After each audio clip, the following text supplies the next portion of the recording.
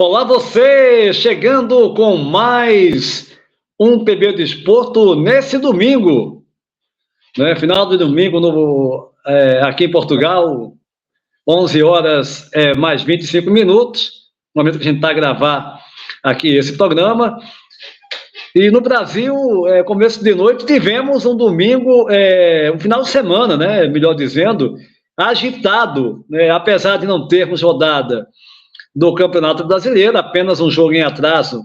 O Cuiabá, jogando fora de casa com o Criciúma, venceu por 4-2, chegou a fazer 4-0, tomou 2 gols, mas venceu por 5-2, melhor dizendo, porque fez um gol no final. Primeira vitória do técnico português Petit, ex-jogador do Benfica, a seleção portuguesa, à frente do Cuiabá em Campeonato Brasileiro, né? E também tivemos Grêmio, Internacional, enfim, os assuntos que iremos discutir aqui no pique, sem perder tempo, nessa edição do PB Desporto. Eu, Antônio Júnior, aqui em Ganda, região do Porto Norte de Portugal, no Brasil, Antônio Manuel Góes. Vamos falar das crises no Corinthians e Vasco da Gama, as alternativas de Tite, sem meio time titular, em decorrência do Flamengo ceder 5 jogadores para a Copa América. Para as seleções, né? Também em discussão nesse nosso PB Desporto, o decisivo Endrick, garoto que vai completar ainda 18 anos, né, do Palmeiras, já negociado, agora vai atuar pelo Real Madrid, não joga mais pelo Palmeiras, que mais uma vez, 3 jogos, 3 gols no finalzinho, jogada do Vini Júnior, desequilibrando, fazendo de cabeça. Brasil vencendo o México no final, 3-2. Também iremos falar de Grêmio Internacional, que segue adiante nas competições intercontinentais, aliás, nas competições continentais, nas competições sul-americanas, e os atritos, né, entre o técnico Cudê e a torcida do Colorado. E, por fim, a decisão da Copa Nordeste, o Nordestão, entre Fortaleza e CRB, jogo com fortes emoções que foi decidido nos penais, Fortaleza campeão. Inicialmente, Antônio Manuel Góes, naquele pique do PB Desporto, vamos falar das crises envolvendo Corinthians e Vasco, uma semana também conturbada para o time, o segundo time, né, com a maior torcida do Brasil, e o Vasco da Gama, um dos gigantes do futebol brasileiro. Olá, boa noite, aquele abraço. Olá, Antônio Júnior e seguidores do PB Desporto. Na questão das crises de Corinthians e Vasco da Gama, Corinthians, envolvimento de diretores em improbidade, em falcatruas, isso é lamentável. Um clube da segunda maior torcida do Brasil, o gigante Corinthians, e uma diretoria que assumiu, veja bem, assumiu no fim do ano passado, ainda 6 meses de mandato, e já envolvido em uma série de problemas que deram polícia, imagine, na questão da contratação do patrocinador master, o Vaidebet, dessas casas lotéricas aí, e que casa lotérica que se desligou do contrato por conta de falcatruas internas do Corinthians. Desvio de dinheiro com laranjas envolvidos, uma senhora da zona rural da periferia de São Paulo. Imagine a que ponto o Corinthians, a irresponsabilidade desses dirigentes, usando o Corinthians em falcatruas, em malversação de dinheiro do Corinthians. Essa é a realidade. Tudo bem, mas aí isso tem um reflexo, claro, direto dentro de campo, no desempenho do time, na performance do seu treinador, e saiu lá do Cuiabá, estava bem tranquilo lá, Cuiabá jogando por meio de tabela, você classificar, um trabalho reconhecido, muito respeitado, e veio, claro, a oportunidade de dirigir um dos maiores clubes do Brasil, claro, deu a ele a chance de aparecer até no cenário internacional.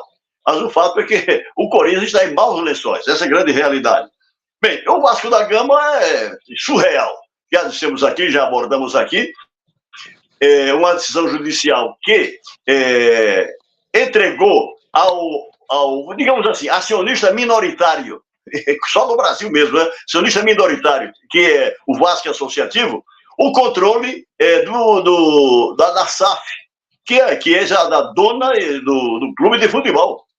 Em cima de suposições, porque a 777, que poucas experiências no âmbito internacional, fala-se até que ela estaria pensando em repassar alguns clubes da Europa aí, mas a verdade é que dentro do contrato da SAF do Vasco da Gama, a 777 fez um investimento que colocou o Vasco de volta à Série A do futebol brasileiro e vem cumprindo rigorosamente tudo aquilo que está nas cláusulas contratuais.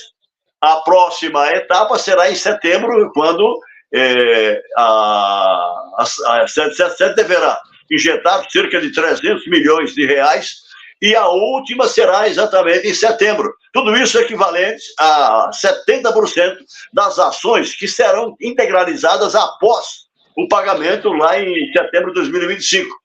Mas ao Vasco também, que come 30%, ou ele negocia esses 30% com investidores, ou então o Vasco Associativo terá que pagar esse dinheiro. Veja bem, a pergunta é essa: o Vasco tem dinheiro para isso? Aí entra Pedrinho, ex-jogador, ex-cronista esportivo do Sport TV, que foi consultado para ser contratado como um dos CEO da SAF do Vasco, que não aceitou porque tinha na sua cabeça, ele queria ser presidente do Vasco, mas veja bem, mas o Vasco o futebol do Vasco virou futebol empresa. Consequentemente, o presidente do Vasco Associativo não manda mais no Vasco. Porque ou ele vende os 30%, consegue vender, o que é difícil no cenário atual, ou vai ter que arcar com o pagamento e vai ser sócio minoritário, sempre minoritário. Quem vai decidir tudo será a representação da 777, ponto final. Pois bem, mas isso também, igualmente a questão do Corinthians, tem um reflexo dentro de campo. Não tem reflexo agora, Júnior, porque na realidade o campeonato ainda vai recomeçar. Então, mas tem um reflexo sim, tanto para o Corinthians como para o Vasco da Gama, por conta usarei um termo nordestino, trampolinagens, tanto da gestão do Vasco como da gestão do Corinthians Paulista, Júnior. Legal, você abordando aí essa situação realmente confusa, né, por qual passa Corinthians e Vasco da Gama, dois dos maiores clubes do futebol brasileiro. Passando agora para a questão do Flamengo. O Tite, no último sábado, fez um apelo, né, à torcida do Flamengo, pedindo para que os torcedores entendam, compreendam esse momento que o Flamengo vai ficar 11 rodadas sem 5 jogadores. O Flamengo é o time que mais cedeu jogadores para essa Copa América, depois vem o Palmeiras com 4, lembrando aqui os jogadores que irão desfalcar o Flamengo, né? 4 são no Uruguai, de Arrascaeta, o Nico Dela Cruz, o Vinha e o Varela, e mais ainda o Eric Pulgar na seleção chilena. E o Tite pediu, né, o apoio e compreensão da torcida, falando que a torcida do Flamengo ela é decisiva, ela apoia, que é preciso estar junto do time, porque não são apenas 5 jogadores, são 5 dos principais jogadores, né, do Flamengo, que são primordiais, a verdade é essa, nesse elenco do Flamengo. E agora, Antônio Manuel Góes, como é que você está vendo essa situação? O Flamengo tem, é claro, um plantel muito, muito forte, mas vai ser complicado, ainda mais no momento que o Flamengo vem de 6-1 no Vasco, a torcida, mas tem que jogar igual, mas como? Né? Sem 5 jogadores tão importantes assim. Em primeiro lugar, só no Brasil isso acontece, né? Jogo Copa América, verdade. Em qualquer lugar do planeta, da galáxia, os campeonatos seriam interrompidos, claro, mas no Brasil não. Aí entra, Júnior, a tibieza dos clubes, a leniência, a cumplicidade dos clubes em relação à CBF. A CBF vai lá e impõe. A CBF quer ganhar dinheiro, não interessa. Porque, em primeiro lugar, a questão que está lá escrito lá no regulamento da isonomia. Não há isonomia. O clube investiu, não só o Flamengo, o Palmeiras, o São Paulo, claro, né, e outros clubes que estão cedendo jogadores para seleções, inclusive no Brasil, no caso do Atlético Mineiro, cedeu o seu lateral esquerdo, né? Bem, e assim por diante. Isonomia. Se você tem um elenco e daquele elenco vai ficar desfalcado, teria que parar. Qualquer lugar do mundo para, mas no Brasil não. Por quê? A CBF se impõe. Aí você vê, repito, a leniência da direção do Flamengo, a verdade é essa em relação à CBF. Você pergunta, mas como acontece isso? Porque o Flamengo com o peso que tem, junto do Palmeiras. A bem da verdade, quem vem fazendo mais barulho é a Leila Pereira, do Palmeiras, mas mesmo assim isolada, né? Ficou na dela, não pode fazer nada. Mas se houvesse um movimento construído pelas principais forças do futebol brasileiro para cobrar da CBF aquilo que é a regra do futebol básica. Tem competição internacional para as competições nacionais, em qualquer lugar do mundo, mas não, no Brasil continua. Pois bem, o Flamengo, sim. Aí entra o segundo caso. A torcida do Flamengo, nos últimos tempos, a partir de 2019, aprendeu a ser soberba. Então a história quer ganhar tudo de qualquer jeito e não é assim que funciona a máquina. Não é assim a lógica. Veja bem, o Flamengo, que ganhou tantos títulos desse tempo todo, e a torcida jogando pressão. Tal. Primeiro, aquela questão psicótica do treinador. Até hoje ainda tem, inclusive, na crônica aí, ex-jornalistas ainda em atividade, você sabe quem é, né? Então, que ainda babando por Jorge Jesus. Não quer nem saber do Flamengo, está lá ganhando os petrodólares, né, lá na Arábia Saudita, né? Foi campeão, né, tal. Ele vai claro. Tá, Não, e só lembrando aqui, né, os jogos, né, que esses jogadores, para os nossos internautas, né, ligados aqui no PB do Esporto, ficarem cientes, né, os jogos, eles poderão ficar, o Flamengo poderá ficar 11 rodadas sem esses jogadores. Quais são os jogos? Né? Porque a Copa América vai do dia 20 de junho até 14 de julho, lá nos Estados Unidos. Os jogos contra o Grêmio no Maracanã, já na próxima semana, agora semana que vem, o Atlético Paranaense na Liga Arena, o Bahia no Maracanã, Fluminense também Maracanã, Juventude no Alfredo Jaconi em Caxias, Cruzeiro no Maracanã, Atlético Mineiro na Arena MRV, lá em BH, Cuiabá no Maracanã e Fortaleza no Maracanã. E detalhe, né? Só jogos, a maior parte aí, jogos bem complicados. Pois em cima disso tudo que você falou aí, no campeonato, cada jogo é um caminho na direção do título lá no fim do ano.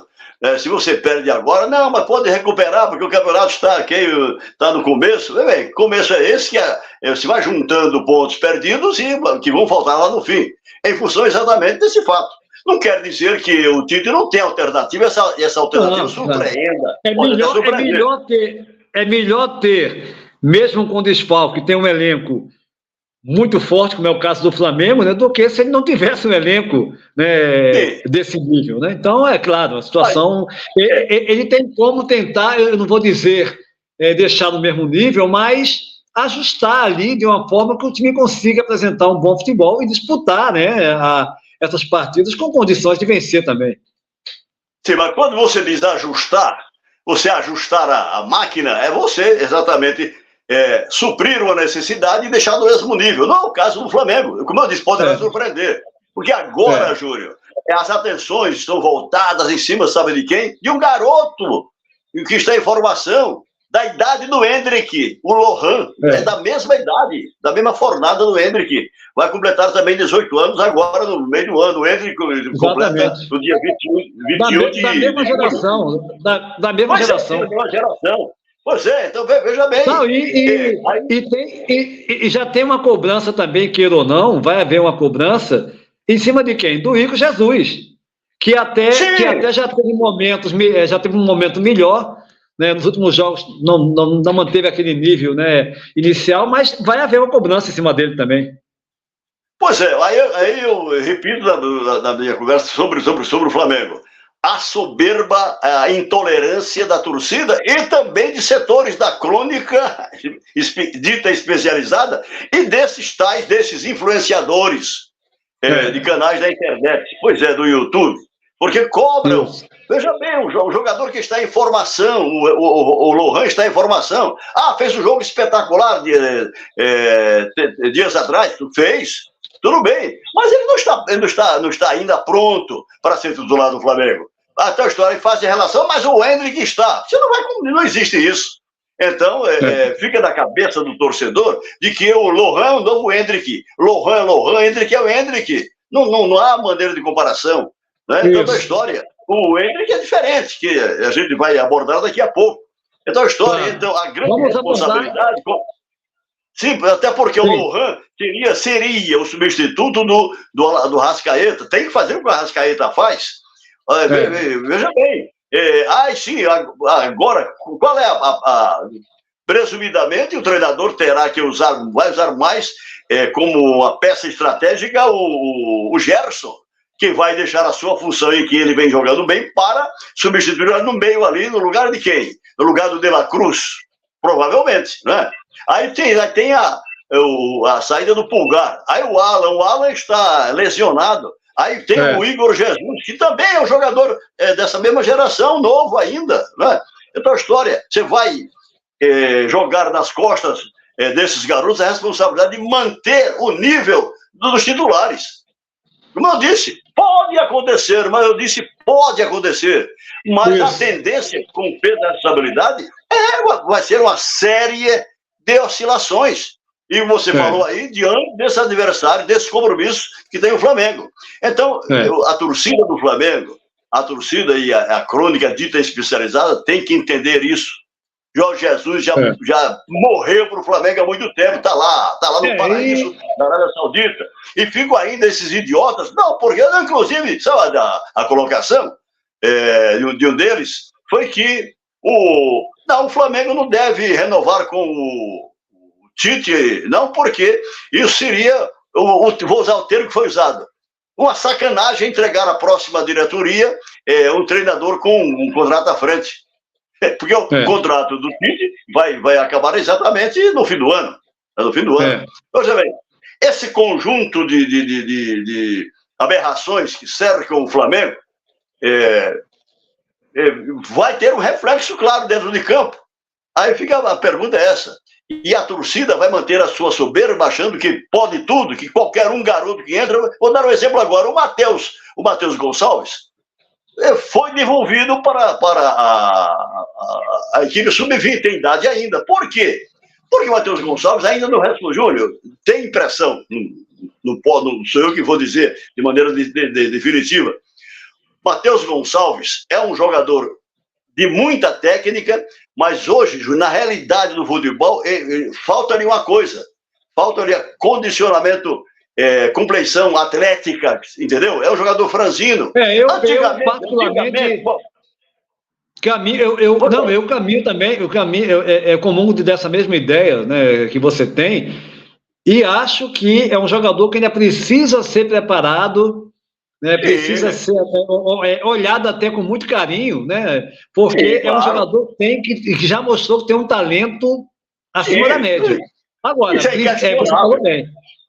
É um jogador que tem tudo assim potencial. Só que as necessidades do Flamengo são necessidades para ontem. E o Matheus Gonçalves, ele não tem ainda a compleição física para suportar hoje o jogo disputado no meio exatamente do setor intermediário, através da força. Você vê jogadores que são esguios, mas que têm força, como Pulgar, o De La Cruz, jogadores você falou, eu coloco mais, né? Ele não tem aquilo que dois jogadores também muito talentosos, que é, no caso, o Endrick e o Lohan tem. Né? O Lohan é aquele jogador forte que disputa a bola, né? Ganha a bola na força, tem muita técnica, mas tem a força. E o Matheus, não, o Matheus tem muita técnica, mas realmente não tem aquela compreensão física. Com porte, né? Ele teria que tomar, para terminar, ele teria que tomar uma injeção do DNA do Hulk. Aquele biotônico, né, famoso que tem. Mas olha, mas vamos passar então agora para o assunto. Falamos do Endrick e mais uma vez essa joia, né, do futebol brasileiro, 17 anos, brilhando no Palmeiras, já contratado, né? E agora já indo depois da Copa América se apresentar ao Real Madrid, sendo aguardado também pelo Ancelotti. mais uma vez brilhou. 3 jogos, 3 gols e dando a vitória ao Brasil, né? O Brasil venceu por 3-2, chegou a fazer 2-0. Nesse jogo foi realizado nesse sábado à noite no estádio Killer Field, em College Station, nos Estados Unidos. O Andrés Pereira e o Martinelli fizeram os 2 gols, depois o México empatou, né, com o Quiñones e o Martinez, mas o Endrick naquela jogada, aliás, que lançamento foi aquele do Vini Júnior, né? E aí o Endrick, com o talento que tem, cabeceou certeiro, uma cabeçada mesmo do jogador que sabe, né? No cantinho, matando o jogo. E aí, Antônio Manuel Góes, o Endrick, mais uma vez, sendo decisivo. Tudo bem, experiência, jogos amistosos, para isso mesmo, tal. Agora, do ponto de vista, digamos, tático do jogo em si, desse jogo contra o México, o treinador da seleção brasileira, o que aconteceu? Ele, claro, no segundo tempo, tratou de colocar jogadores titulares do meio campo, né? Os 3 que seriam para ele os titulares. Para ele ainda o ex-jogador do Flamengo está hoje na Inglaterra, eu falei agora dele, como é o nome? Paquetá, Lucas Paquetá. Não, o jogador do Flamengo agora. O Andréas, né? Andrés Pereira, pois é. Para ele não é titular ainda. Tudo bem. Eu vejo o André no mesmo nível daqueles que estão lá. No mesmo nível. Ele mostrou. Ele mostrou muito bem. Tudo bem, mas isso é que não sou eu que vou decidir, nem você, é o treinador. Então, senhora, mas ao mudar, Júlio, e o Brasil estava controlando o jogo, tocando a bola. Digamos, um terceiro gol seria natural que surgisse. Mas ao mudar, mesmo colocando jogadores para ele, tecnicamente superiores, ou até, digamos, entrosados, mostraram que eles estão tão entrosados assim, a verdade é que isso desarranjou o meio-campo do Brasil. E foi por aí que o México saiu da defesa e se criou no jogo. E fez 2 gols, empatou o jogo. Claro, do terceiro gol surgiu um lançamento milimétrico do Vinícius Júnior. E exatamente, ele já tinha perdido o Vinícius Júnior um gol. Perdido não, um lance que a defesa tirou, tá, quase que entra a bola, o Endrick e o outro também. Aí a história, né? A história veio. O Endrick Júnior, no meu entender, não é mais joia. Já foi a joia, né? Quando está a promessa e tal. Ele hoje realmente já está. Aí eu dizendo, mas bem, quando você diz isso, alguém dirá, mas há 17 anos, quem foi assim foi o Pelé, sim. Então, agora é o seguinte, será que não vai aparecer ninguém mais no mundo para fazer igual ou melhor do que o Pelé? Pronto, foi o Pelé primeiro e único e acabou? Não. São aquelas concepções, né? Concepções outra coisa, eternas. E tem um detalhe, o nível de competições da época do Pelé era outro em relação ao de hoje. Eu achei a entrevista dele muito boa. Olha, o Endrick é um jogador muito maduro. É impressionante um garoto com 17 anos, a maturidade que tem para outros assuntos também, né? Mas falando, ele chegou lá na coletiva e falou, vocês ficam fazendo essa pergunta, vocês ficam colocando afirmações, fazendo comparações. Eu achei perfeito, porque ele falou, Pelé foi Pelé, jogador tal foi tal, e eu sou um Endrick, ninguém, não é questão de ser melhor ou pior. Cada jogador não tem que fazer comparação. Eu concordo também, porque a mídia, né, atrás hoje em dia a gente fala mais dos likes, né, por causa das redes sociais, né, e tudo mais, atrás de like fica gerando, mas quem é melhor? Mas como é que pode? Como se um jogador, hoje em dia, não pudesse aparecer com 16, 17 anos e em pouco tempo já se firmar. É claro, o Endrick, lógico que vai aprender muito aqui no Real Madrid, mais ainda, mas você falou bem, é um jogador pronto. Tanto é que o Real Madrid contratou ele e ele tem tudo para brilhar aqui no Real Madrid. Júlio, Pelé com 17 anos, 16, 17, já era titular da seleção brasileira, jogou no Sul-Americano, que é a atual Copa América, na Argentina, Brasil, Uruguai, no jogo que houve cacetada, põe uma pancadaria para todo lado. Né? Veja bem, o Pelé. Eu acho o seguinte, eu discordo do Endrick, e é claro, discordo do Endrick. Seguinte, ele poderia, mas ele não quis, é direito dele, a cabeça dele, mais ousado até nessa resposta que você se referiu, questão de comparação, dizer assim, olha, eu estou começando, mas estou trabalhando para ser melhor do que o Pelé. Por que não? Ele poderia dizer isso. Eu dizer, não, eu caí em cima dele, tá vendo? Pretencioso. Claro, tem que ser pretencioso. O futebol de hoje, claro, o Pelé já foi, inclusive já morreu, mas deixou a história. Foi o melhor do século XX, melhor atleta, não só melhor futebolista, melhor atleta do século XX, tudo bem. Né? Pelé foi o... Mas é história, Pelé é história, né? Pelé é história, né? A história é o seguinte, aí surge o Hendrick. O Hendrick no Palmeiras, ele contribuiu de maneira decisiva para o Palmeiras ser campeão ano passado. Ele chamou a responsabilidade para si em vários jogos, inclusive naquele jogo em cima do Botafogo. Hein? Pronto, eu ia falar isso, naquele jogo com o Botafogo, né, tudo bem, tem aquela frase pronta também, um time, um jogador sozinho não ganha um jogo. O Hendrick ganhou. Não. Naquele jogo, o Hendrick ganhou. O Hendrick, graças a ele, o Palmeiras ganhou do Botafogo naquele jogo. Sim, eu não usaria o termo ele ganhou. É o seguinte, o Palmeiras venceu jogadores... Foi decisivo. Não, cara, deixa eu colocar. É o seguinte, ele foi decisivo porque um jogador da idade dele, ainda imaturo, né, com o tempo, chamou, de repente, a responsabilidade e foi o condutor da maior parte das jogadas que levaram o Botafogo ao nocaute. Essa é a grande realidade. Você consertou a minha frase muito bem. Eu concordo contigo. Ele foi desse, não foi. Ele não ganhou o jogo sozinho, é claro que não. Ninguém ganha o jogo só. Mas ele foi decisivo como um jogador do nível dele. Claro. Excepcional, pode ser decisivo, sim. Não é? Então, mas, enfim.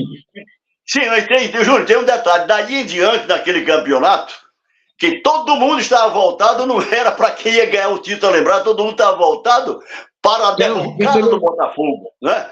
As atenções gerais eram o Botafogo caindo a cada rodada, tal, e já entrando no âmbito da galhofa, né, tal, claro, isso vai acontecer das torcidas adversárias, e o Botafogo lá vai, vai. O fato é o seguinte, é que o Hendrick foi crescendo em cada jogo do Palmeiras, foi decisivo, né? Agora, veja bem, aí vai o Hendrick do Palmeiras, vai para a seleção brasileira. Em pouco tempo, houve aqueles jogos lá do sorteio, né? Das eliminatórias, tal, que a seleção brasileira, comandada pelo Poçante Ramon Menezes,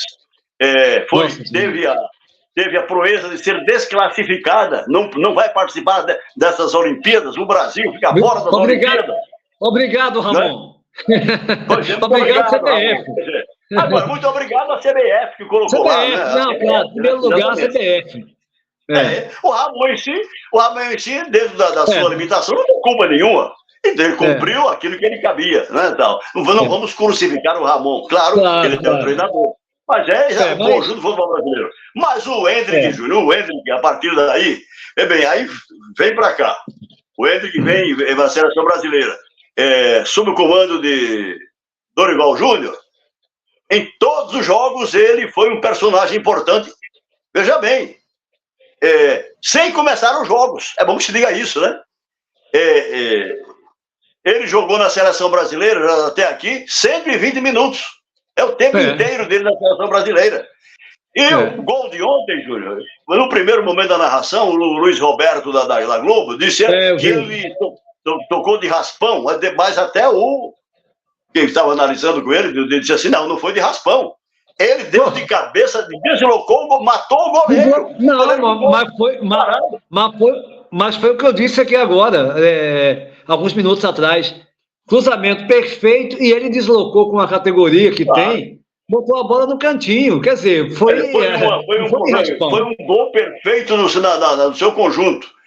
A jogada anterior do Vinícius Júnior, que passou por dois adversários, deu um tapa para a direita e cruzou milimetricamente, usando aquela frase de assim, faz Vinícius, faz Hendrick.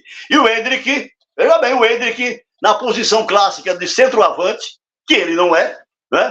Na posição clássica, exatamente, mais ou menos na altura da marca do pênalti, subiu, bloqueou a subida do zagueiro, poderia atrapalhar, né? E, veja bem, teve tempo, porque, Júlio, é bom analisar o seguinte, muito difícil, porque está sendo acossado pelo adversário, pelo zagueiro.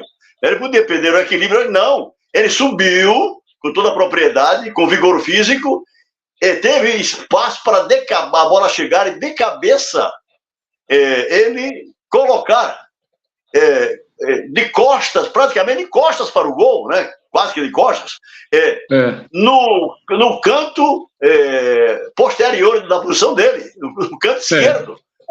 Porque se ele cabeceia na direção, seria mais fácil. No canto direito do goleiro, seria previsível.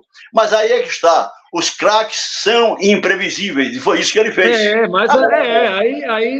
Jogador, né, diferenciado é que faz isso. Porque um jogador, não é falando mal dos outros jogadores que não tem essa, mas assim, o jogador padrão, iria dar uma cabeçada, podia ser no meio, podia ser uma cabeçada menos eficiente. O jogador que tem um diferencial tem essa qualidade para deslocar como ele fez. Mas estamos agora no pique aqui do PB do Desporto, vamos falar agora do Grêmio Internacional, que segue, né, adiante aí nas competições, o Grêmio na Libertadores, o Internacional na Sul-Americana, e no meio disso tudo ainda teve confusão do Codê com os torcedores. Aí, Antônio Manuel Góes. Parabéns para Grêmio na Libertadores, Internacional na Sul-Americana, Júnior, por conta de tudo que nós sabemos da tragédia do Rio Grande do Sul, de ter os seus estádios alagados, o seu centro de treinamento, de terem se deslocado depois, em primeiro lugar. E 2 semanas, e mais, 2 semanas sem treinar, hein? Sim, não, e ainda mais, Júnior, a questão não é só essa, a questão é o seguinte... Emocional. Envolvidos pelas questões emocionais, físicas também, foi o seguinte, tudo aquilo que perderam, né? Porque não é só a questão emocional que é decisiva, mas também eles perderam a questão do condicionamento físico, de ficar parado, se deslocar e tal, dos estresses, né? da depressão, né? Que todos eles tiveram que encarar, na defesa da sua família, dos seus amigos, dos familiares que necessariamente não moravam perto deles, enfim, um conjunto de tragédias a envolver o Grêmio Internacional. E o Grêmio passou. O Grêmio passou, né? Vê bem, ele derrotou o Strongest, que estava lá que é o Bicho-Papão, de 4-0 na volta, né? Que é o líder. E ele precisava ganhar do Estudiantes, que já está fora. O Estudiantes empatou, mas faz parte do jogo. Não, e é bom lembrar que aquela vitória contra o Huachipato fora foi gigante, né? Não, foi gigante porque aquela vitória, além de ser fora, além de ser fora, o Huachipato brigando também pela vaga. Sim, claro. E o último jogo, tudo bem, ontem, né, sábado, nesse jogo, não foi a melhor partida do Grêmio, mas ainda assim o time na primeira etapa foi bem superior. Né? E no segundo tempo teve uma queda, mas, gente, dentro dessa situação toda, tanto é que a torcida aplaudiu muito o time no final, claro, porque o Grêmio se classificou. Não interessa, primeiro, segundo. Vai pegar o Fluminense, mas se fosse o Peñarol, também seria difícil. O Fluminense é campeão atual da Libertadores. Mas, enfim, a Libertadores é isso mesmo, mais cedo ou mais tarde, não tem como fugir. Você vai pegar um time de um nível melhor e é por aí. Júnior, para ganhar título, seja qual for o time que quer ganhar título não escolhe adversário. A verdade é essa.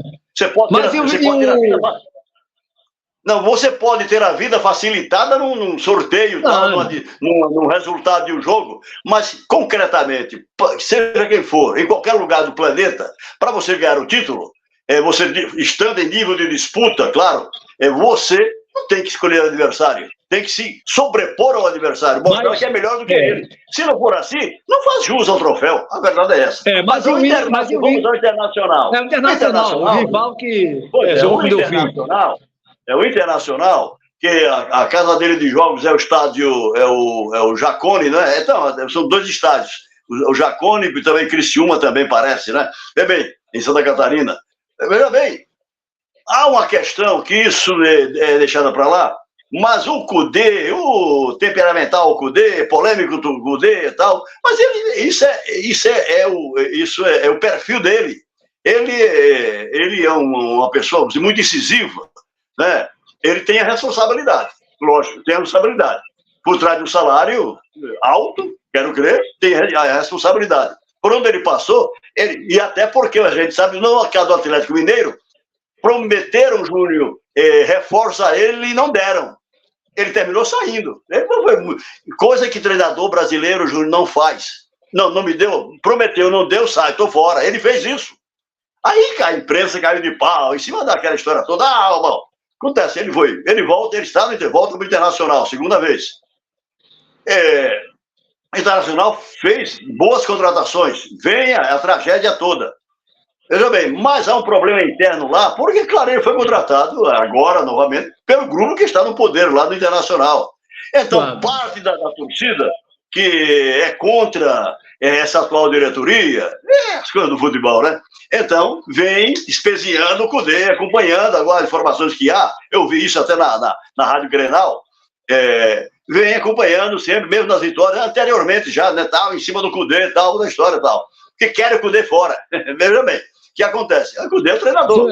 É surreal, é surreal. Não, eu vi, disseram números dele, hoje, 60% de aproveitamento. Pô, que é mais o quê? Então, o que acontece? No jogo, nesse último jogo, que ganhou de 1-0, gol do...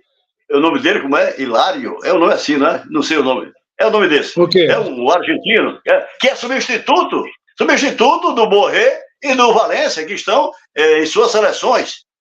Veja bem, também o Internacional todo modificado, mas o Internacional ganhou de 1-0, porque se ele ganha demais, teria outras oportunidades, mas não ganhou, e daí?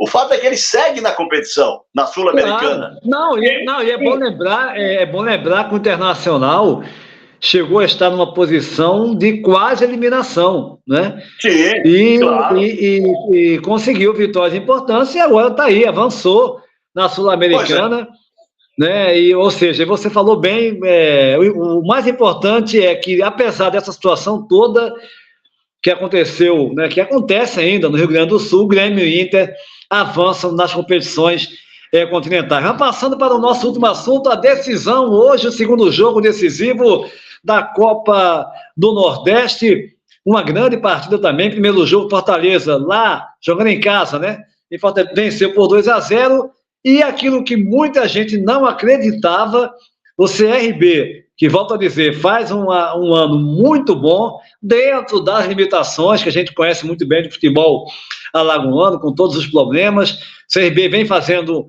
um ótimo ano, avançou na Copa do Brasil, eliminando outro time, né, fortíssimo do Nordeste, também do futebol brasileiro, que é o Bahia, que era o grande favorito para a final, e nessa finalíssima... Tinha passado pelo Ceará também, né? Pelo Ceará também, e mais.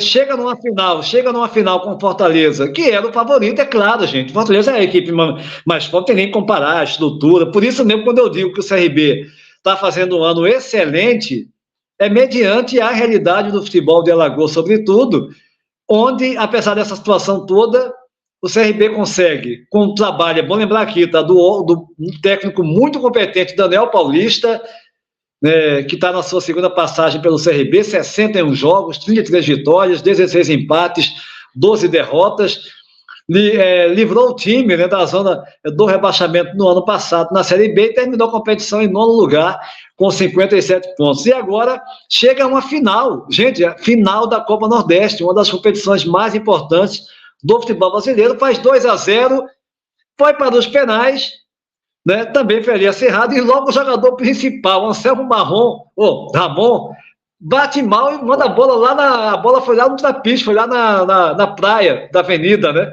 Isolou a bola, porque depois ficou ali, todo mundo ali, assim, enfim, o Fortaleza, não precisa nem falar, né? O trabalho do Pablo Voivoda, mais um título, nas últimas, só para ser uma adenda aqui para você, Antônio Manuel Góes, nas últimas 6 edições, Fortaleza vence 3 vezes, a terceira conquista do Fortaleza, os Leões, Fortaleza campeão da Copa Nordeste, hein, Antônio Manuel Góes? Copa do Nordeste, cuja primeira edição foi em 1994, eu estava ainda em Maceió nessa época, mas naquela época o torneio era com menos clubes e eram realizados num local só. E naquela época foi em Maceió, foi no estádio Repelé. toda a competição, uma competição menor, né? Está na fase de experiência e tal. E o CRB bateu na trave, decidiu com o Sport venceu, né, dentro de casa e tal. Então, o CRB perdeu essa oportunidade, já faz exatamente 30 anos, né? 30 anos. Pois é.